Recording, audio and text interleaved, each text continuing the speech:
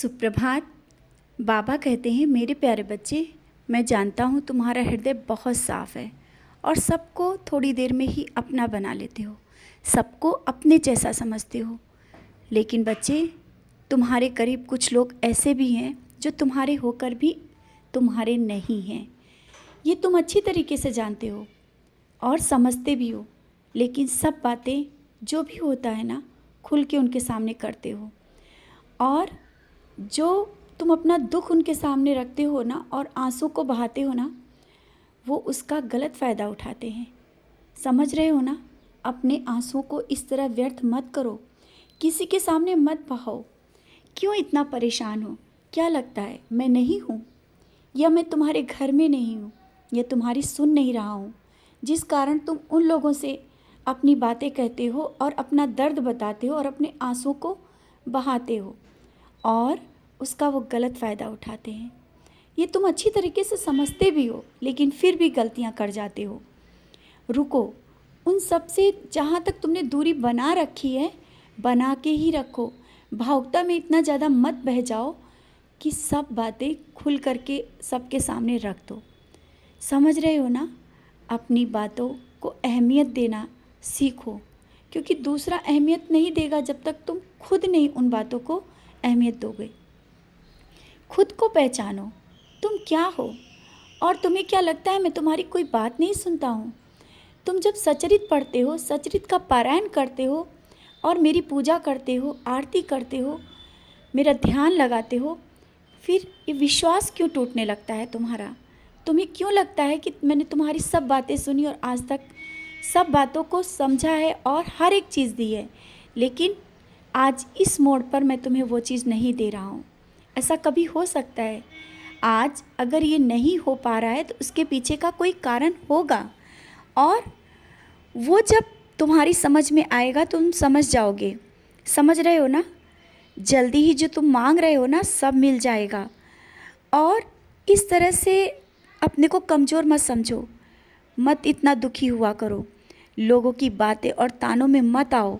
कोई क्या कहता है छोड़ दिया करो, बार बार कहता हूँ, लोगों की बातों को छोड़ दो। मत सोचो वो क्या कह रहे हैं तुमसे। तुम जिस तरह से जो कार्य कर रहे हो, जिस भक्ति मार्ग पर चल रहे हो ना, वैसे ही आगे बढ़ो और अपने कार्य करो। हाँ, देखता हूँ और समझ भी रहा हूँ, घर का माहौल ऐसा नहीं है जैसा तुम चाहते हो। तुम जिस तरह से अध्यात्म की ओर हो वैसा नहीं है, और घर में जो छोटी छोटी बातों को लेकर के एक माहौल अलग ही बन जाता है ना। सबकी सोच और समझ अलग है, और बच्चे भी। सब कुछ देखते हुए तुम्हारा मन अशांत हो जाता है। निराश मत हो, सब सही होगा। धीरे धीरे मैं सब सही करूँगा। बस तुम अपने क्रोध को अपने काबू में रखो। जब कोई कुछ कहे ना, शांत हो जाओ, मौन हो जाओ। जितना तुम मौन होगे ना, बातें उतनी ज़्यादा बढ़ेंगी नहीं, और घर में जो अशांति का माहौल हो जाता है ना, वो शांत हो जाएगा। और इन छोटी छोटी बातों को लेकर के रोया मत करो। जब मन दुखी हो, मेरे पास बैठो, मेरी नज़रों में देखो। क्या मेरी नज़रें तुम्हें देखती नहीं? तुम्हें क्या लगता है मैं तुम्हारे दर्द के साथ नहीं हूँ? तुम्हारी परेशानियों में मैं तुम्हारे साथ हूँ। जब तुम रोते हुए मुझे देखते हो, मैं भी रोता हूँ, मुझे भी दुख होता है। और जब तुम हंसते हुए मुझे देखते हो ना, मैं भी खुश होता हूँ। मैं तुम्हारी खुशियों को देखना चाहता हूँ, और तुम चाहते हो ना कि तुम्हारा परिवार मेरी चरणों में आए। अवश्य आएगा, ज़रूर आएगा, और जैसा तुम चाहते हो वैसा ही होगा। बस थोड़ा सा सबूरी रखो, क्योंकि कुछ चीज़ें ऐसी हो रही हैं जो तुम्हारे कहने के मुताबिक नहीं है, और जैसा तुम कहते हो तुम्हारी बातों को भी कोई नहीं मानता है। तो मैं जिस रास्ते से लेकर जाऊंगा ना, तब वो मानेंगे। समझ ही गए होगे। तो बस जैसा हो रहा है चलने दो। एक दिन ऐसा ही होगा जब तुम मेरे रास्ते पे चलते हुए जिसको लाना चाहते हो मेरे करीब, वो स्वयं आएंगे, और तुम जल्दी ही पूरे परिवार के साथ मेरे करीब शिरडी आओगे। जैसा तुम चाहते थे ना कि हंसी खुशी तुम परिवार के साथ शिरडी आओ, अवश्य आओगे। इससे पहले जो तुम्हारी तैयारी हुई है और तुम नहीं आ पाए, इसका भी कारण अब तुम समझ गए होगे, क्योंकि मैं उस तरीके से बुलाना चाहता हूँ जैसा तुम चाहते हो, क्योंकि मैं तुम्हारी खुशी चाहता हूँ, और खुशी कहाँ है ये मैं जानता हूँ। समझ रहे हो ना? तुम्हारी खुशी कहाँ है वो मैं जानता हूँ, और जल्दी ही बुलाऊँगा। तुम हंसी खुशी जिसके साथ चाहते हो ना उसके साथ शिरडी आओगे।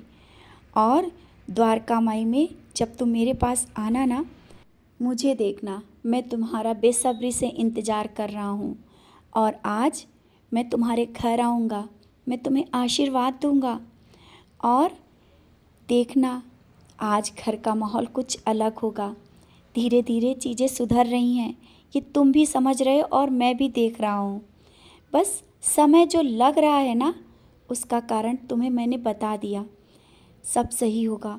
और जो आर्थिक समस्या को लेकर तुमने मुझसे बोला है ना, वो समाधान जल्दी ही हो जाएगा। और जो उधार पैसे तुमने लिए, किसी से पैसे लिए हैं, कर्ज में हो ना, वो कर्ज जल्दी ही सब सही हो जाएगा। जो तुम देना चाहते हो इंतज़ाम हो जाएगा और दे पाओगे।